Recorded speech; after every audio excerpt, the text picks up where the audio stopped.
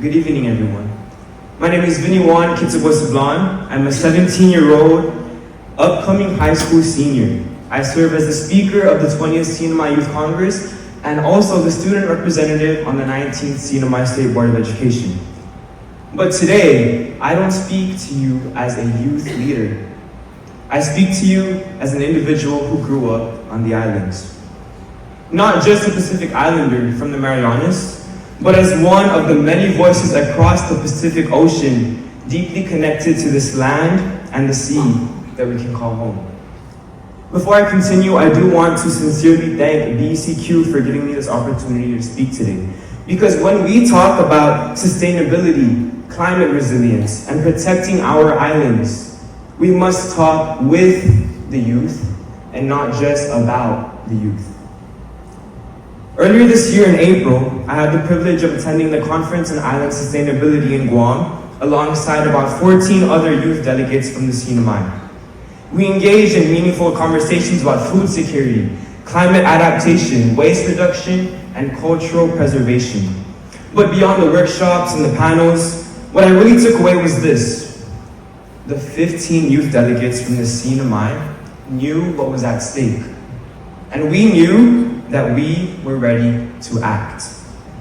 You know, one thing that I also noticed at that conference, and even this one, when I attended the Green Growth convening on Monday, was that many speakers often hint at the fact that we are the future generation.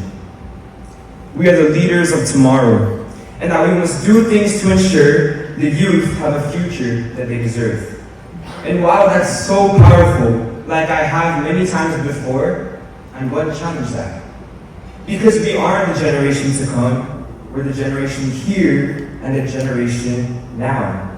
How can I be a part of the next generation when I'm already up here on the stage, sharing the mic, sitting at the table, and working to inspire positive change in the environmental landscape?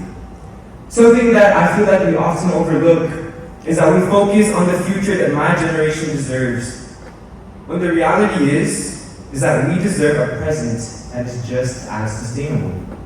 In fact, all of us already carry the burden of environmental decline on our shoulders, and this is why my generation, the generation of today, can't help but take action alongside all of you sitting in this room. Because why should my kids inherit a fight that I'm already living through and was born to combat? We see rising temperatures. We see our shorelines pulled closer to us every year. We see the coral bleach. And we also see something that's less talked about, the erosion of our culture. We're losing more than just our land, our sea. We're losing parts of who we are as people from the Pacific Islands. Our languages are fading, our traditional practices are becoming less common, and that is not just a cultural loss, it's an environmental loss as well. Because if you think about it, so many of our traditional practices are inherently sustainable. Our ancestors didn't eat plastic, they didn't eat packaged food, or anything that came from ships or airplanes. They knew how to live with the land, not just on the land. They knew how to take what grew from the ground into parts of their everyday lives. So maybe sustainability isn't something that we need to continue discovering. Maybe sustainability is something old we need to remember and rediscover. I often wonder, like many of you in this room, I'm sure, what will our islands look like in 50 years? What about 100, 200, when I'm no longer here? Will the ocean still whisper to the kids sitting by the shore like it did to me? Will there still be trees to climb or reefs to swim through, vibrant coral to appreciate? Will there even be a shore? A future that the generations to come deserve, a future that my kids deserve, start with the choices that we make today. But how can we make those choices if the youth does not have the information? Right now, I feel as if there's a discrepancy, a gap, between environmental action and youth awareness. Decisions are being made every day. Strategies are being written. But there, I feel like being communicated to the youth is just not there. Are our students in the loop about what's happening to their islands? And if not, how can they feel safe? How can I feel safe?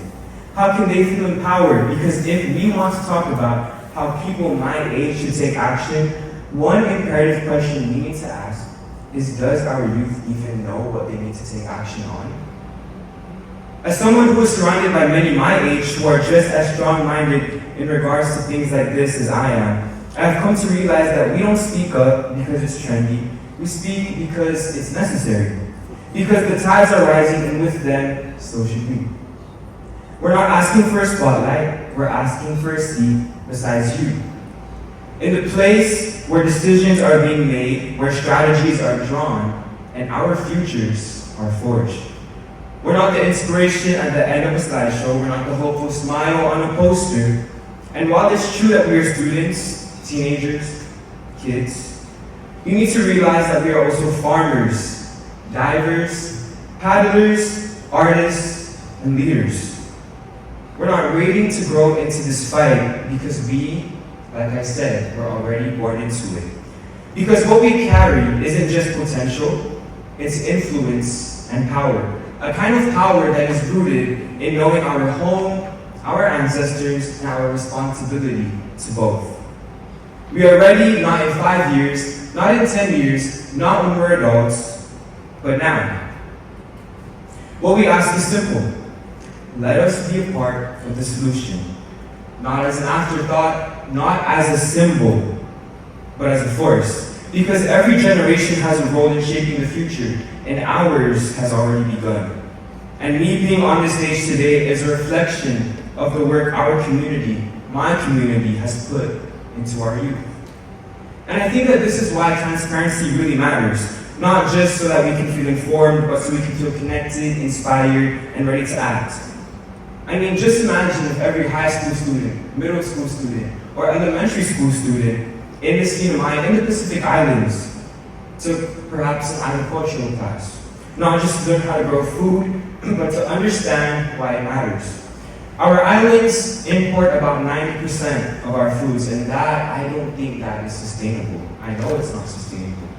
But imagine how different things could be if we could invest in education rooted in environmental awareness. And what if we started today?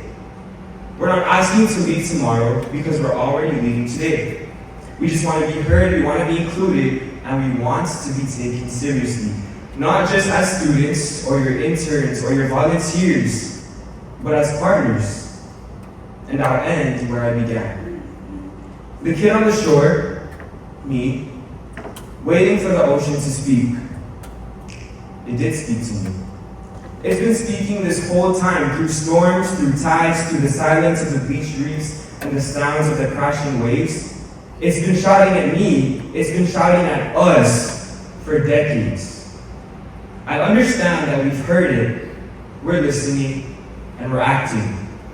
But maybe the real question that we all need to reflect on is, what can we do to catch up? Thank you. Jesus Sablan.